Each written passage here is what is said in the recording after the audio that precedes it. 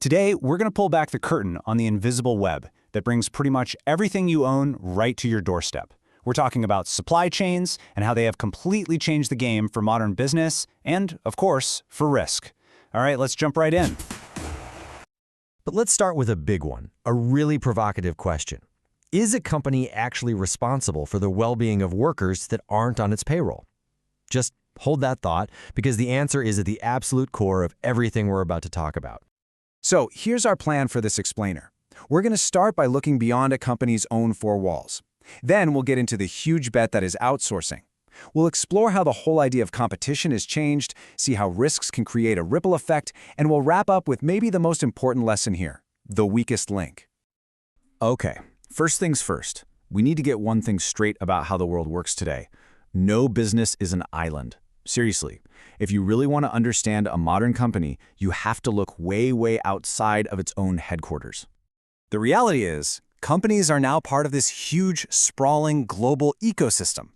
So you should think of it less like a single giant building and more like a whole interconnected city with roads and bridges linking up partners for materials, for manufacturing, for distribution, you name it.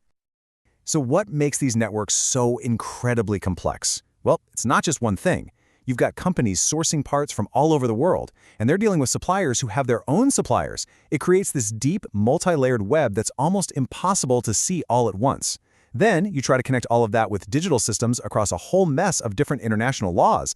And yeah, you can start to see the challenge. A company's success now literally depends on this entire network working perfectly. So how do these networks get so gigantic and complicated in the first place? Well, a major reason is a business strategy you've definitely heard of: outsourcing.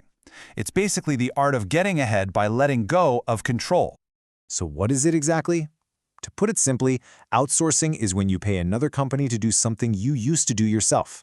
This can be anything, from your IT department and janitorial services all the way to your core manufacturing. And the logic behind it is pretty powerful. Focus on what you're great at and let other experts handle the rest. And this is exactly where the gamble comes in. It's a huge trade-off. On one hand, the advantages are massive. You can slash costs, get access to incredible specialized talent, and be way more flexible. But the flip side is that you're giving away control, and that creates new dependencies, new operational headaches, and a whole bunch of hidden safety risks that just weren't there when you did everything under your own roof. Let's make that a little more real. All of a sudden, the quality of your product completely depends on someone else's standards. A problem at their factory can shut your business down for weeks. You've got other companies' workers on your property who might not know your safety rules. It's this constant, high-wire act of managing risk. Now, because of this new reality, the entire battlefield of business has changed. It's not just about one company's shiny new product against another company's anymore. This quote just nails it perfectly. The real competition now is supply chain versus supply chain. Think about it for a second. You can have the most amazing product in the world, but if your supply network is slow or unreliable or falls apart at the first sign of trouble, that product is basically useless. It's your entire team, from the very beginning to the very end, against their entire team.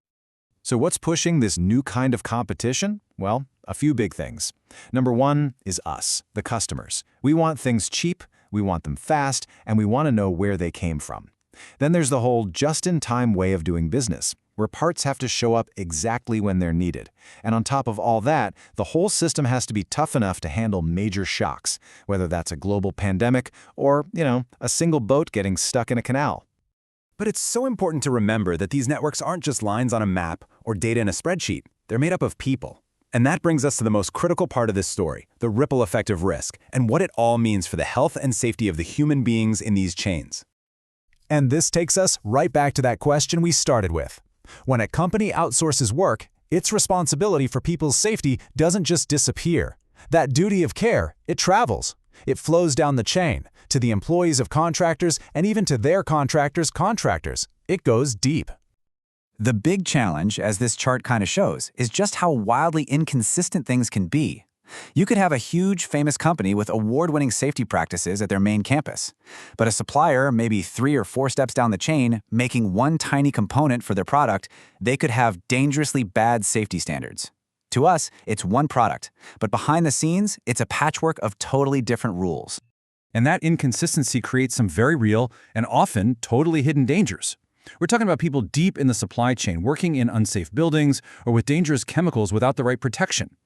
Think about the long-term damage from poor ergonomics or the burnout from working crazy hours.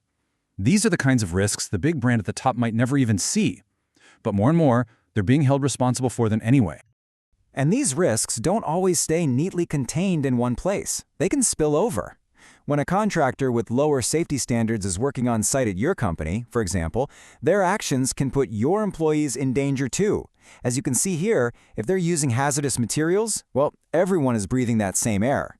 If they use unsafe equipment, that raises the risk of an accident for the whole workplace, not just for their own team.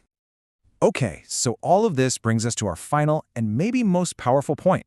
It's about how we really measure a company's strength in this super connected world. You've heard this saying 1,000 times, and there's a reason for it. A supply chain is only as strong as its weakest link. And today, that weak link could be a single supplier with terrible safety standards, or one that's cutting corners on quality. And when that link fails, it doesn't just mean a delay. It can cause a full-blown crisis that shatters a brand's reputation and grinds the entire operation to a halt. So let's just recap the big takeaways here. First, competition isn't company versus company anymore. It's network versus network. Second, outsourcing is efficient, but it creates all these hidden risks. Third, that means safety has to be a shared responsibility across the whole network.